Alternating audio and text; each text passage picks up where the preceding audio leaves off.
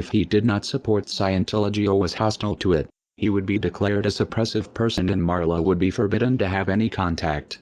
At the least he was being handled. As this video shows, Kent Snyder worked regularly and closely with CCHR, actively promoting legislation favorable to them. This bill is not successful, is not passed, then 2 or 3 or 4 years from now, what you're going to find is you're going to find stories of parents who said, why didn't we work harder? My child is now subject to mental screening.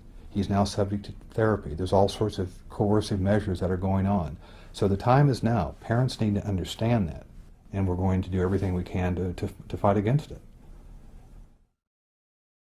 This is important because there is an attempt to rationalize Ron Paul's involvement with CCHR and founding member Dr. Zass as harmless. On the Ron Paul forums, when a supporter points out the Scientology connection, another member tries to spin Zass as a great libertarian who is not a Scientologist nor is sympathetic to Scientology. This is bullshit. CCHR is a branch of Scientology and SZAZS co-founded it. The Church of Scientology would never allow someone they did not control to have that much influence. The CCHR website was registered by Scientologist Amber Smayataki. Most of the board are Scientologists.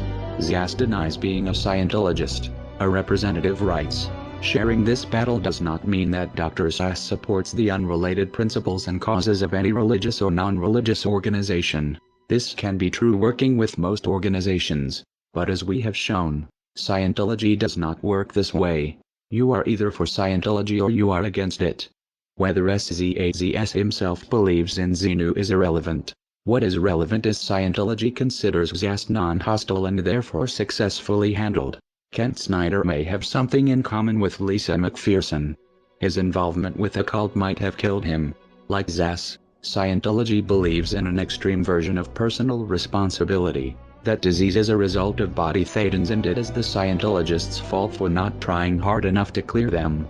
If they did, goes the theory, they would be free of disease. Zass doesn't push body thetans, but he does promote a dangerous distorted idea of mental illness that has the same potential effect, discouraging people from getting help because according to him any problems they have are imaginary. The CCHR was created in 1969. Founded by the Church of Scientology and by famous renegade psychiatrist Dr. Thomas Zass. From day one, most or many of the senior leadership of the CCHR have been Scientologists. And for Zass, and of course this has been taken on big time by Scientology, therefore mental illness is not real illness.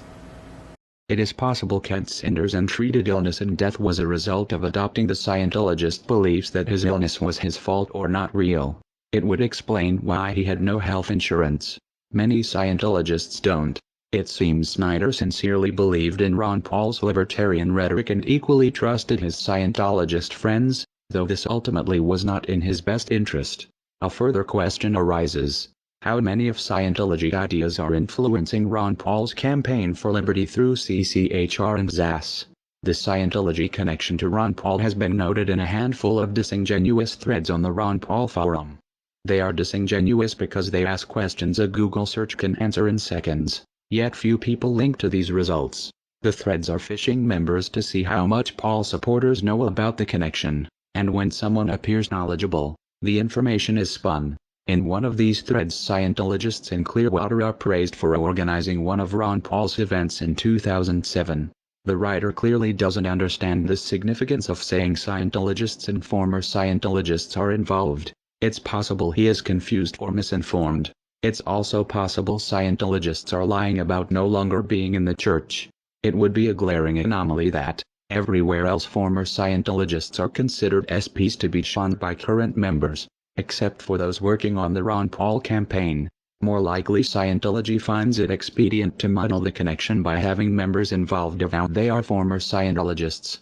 Since most Paul supporters don't know the first thing about Scientology or how to check the information, Ron Paul's campaign manager Kent Snyder had a close working relationship with the Scientology group CCHR from at least 2005.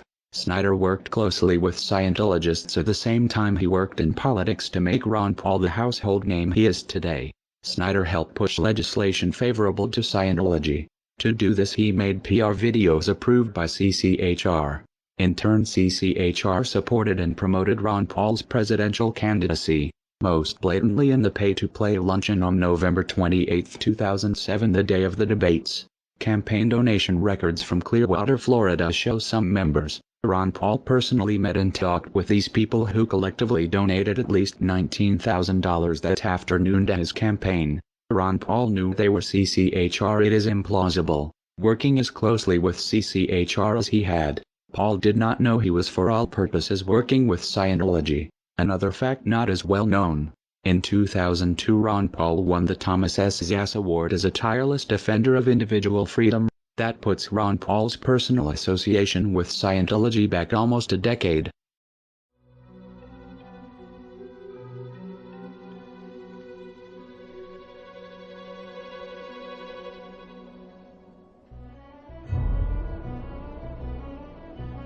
It stretches credibility that Snyder was unaware of the Lisa McPherson situation and other Scientology crimes and abuses. Snyder